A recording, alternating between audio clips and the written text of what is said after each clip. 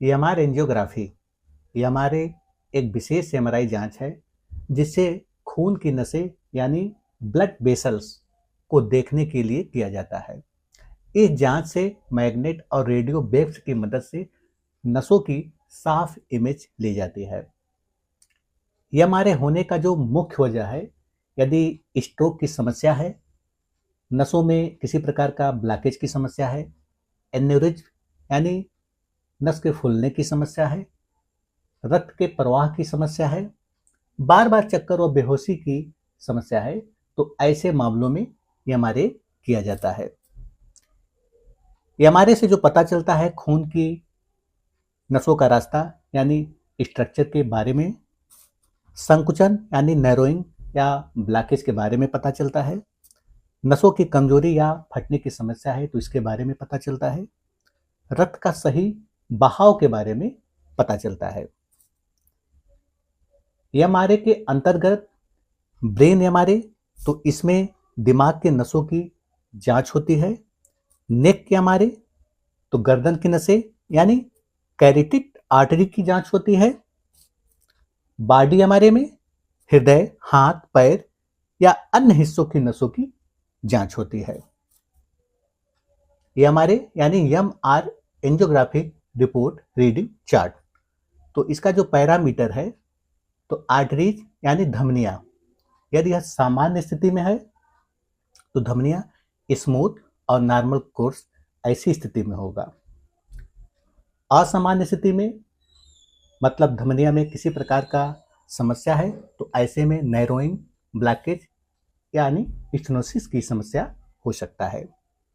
Blood flow यानी रक्त का बहाव, यदि सामान्य है तो रक्त का बहाव नॉर्मल फ्लो स्थिति में होगा।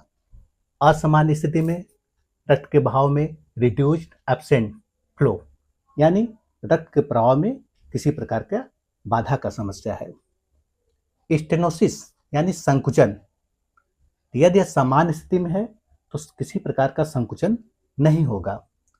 असामान्य स्थिति में नस पतली हो जाती है, नस पतली होने का समस्या हो जाता है। ऑक्लूजन यानी ब्लॉकेज, यदि यह सामान्य स्थिति में है तो किसी प्रकार का ब्लॉकेज नहीं होगा। नसों में असामान्य स्थिति में नस पूरी तरह से बंद हो जाता है। एन्यूरिज्म, तो नसों का फूलना, यदि सामान्य स्थिति है तो नसों में किसी प्रकार का फूलना नहीं होगा।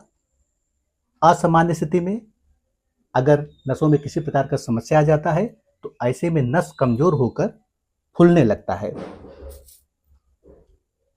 एवीएम आर्टियोवेनस मैलफॉर्मेशन, तो यदि यह सामान्य है तो यह भी एवीएम नहीं होगा, मतलब नसों का जुड़ाव सामान्य स्थिति में होगा।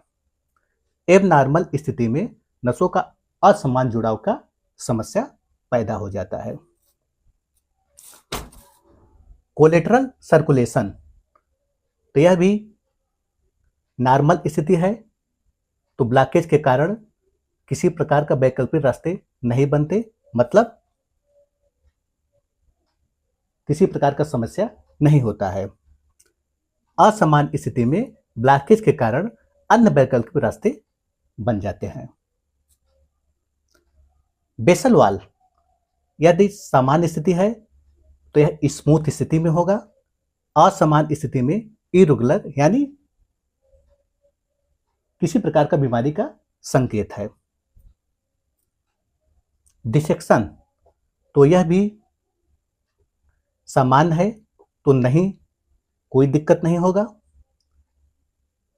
असामान्य स्थिति में नस की परत फट जाने की समस्या पैदा हो जाता है। कंट्रास्ट फीलिंग, तो यह भी नॉर्मल स्थिति में होगा। असामान्य स्थिति में कंट्रास्ट फीलिंग कहीं कम और ज्यादा दिखने लगता है, इसका मतलब है किसी प्रकार की समस्या का संकेत है। सर्कल ऑफ विलियंस, तो यह भी सामान्य स्थिति में कंप्लीट स्थिति में होगा। असामान्य स्थिति में इनकम्प्लीट यानी वेरिएशन की स्थिति में होगा। रिपोर्ट के अंत में इम्प्रेशन यानी कंक्लूजन दिया होता है। यदि रिपोर्ट नॉर्मल एमआरआई स्टडी आया है तो इसका मतलब है कि नसें सामान्य स्थिति में है।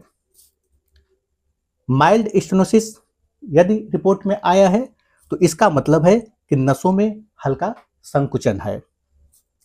सर्व स्टेनोसिस यानी अक्लूजन ऐसा है तो इसका मतलब है कि किसी प्रकार का ब्लॉकेज का संकेत है। एन्यूरिज्म डिटेक्टेड यदि यह आया है रिपोर्ट में तो इसका मतलब है कि नसों में कमजोरी या फूलने की समस्या है। एबीएम प्रेजेंट यदि रिपोर्ट में ऐसी स्थिति है तो इसका मतलब है कि नसों की असमता का संकेत है। यदि रिपोर्ट में नो सिग्निफिकेंट स्टेनोसिस ऐसा है तो इसका मतलब है कि कोई बड़ा ब्लॉकेज नहीं है। नॉर्मल फ्लो वाइट्स आया है तो इसका मतलब है कि रक्त का बहाव सही स्थिति में है। नो एन्यूरिज्म डिटेक्टेड है तो इसका मतलब है कि नस सुरक्षित है, किसी प्रकार का समस्या नहीं है। असामान्य स्थिति में मतलब रिपोर्ट में अगर कोई किसी प्रकार का समस्या है, असामान्य स्थिति है, तो ऐसे मामलों में देर नहीं करना चाहिए, तुरंत न्यूरोलॉजिस्ट से मिलना चाहिए, क्योंकि ऐसे मामलों में यदि हल्का स्टेनोसिस है तो कुछ दिन दवा चलने के बाद यह पूरी तरह से ठीक हो जाता है। यदि ब्लॉकेज है तो ऐसे मामलों में दवा लंबे समय तक चलता है और दवा का रोल धीरे धीरे होता है। ऐसा नहीं है कि आपने 1 हफ्ते 2 हफ्ते दवा लिया तो तुरंत ब्लॉकेज सही हो जाएगा। इसमें दवा लंबे समय तक लेना पड़ता है और वह धीरे धीरे ब्लॉकेज सही होता है। ध्यान रहे कि ऐसे मामलों में खुद से दवा गैप भी नहीं करना चाहिए, न ही खुद से दवा बंद करें।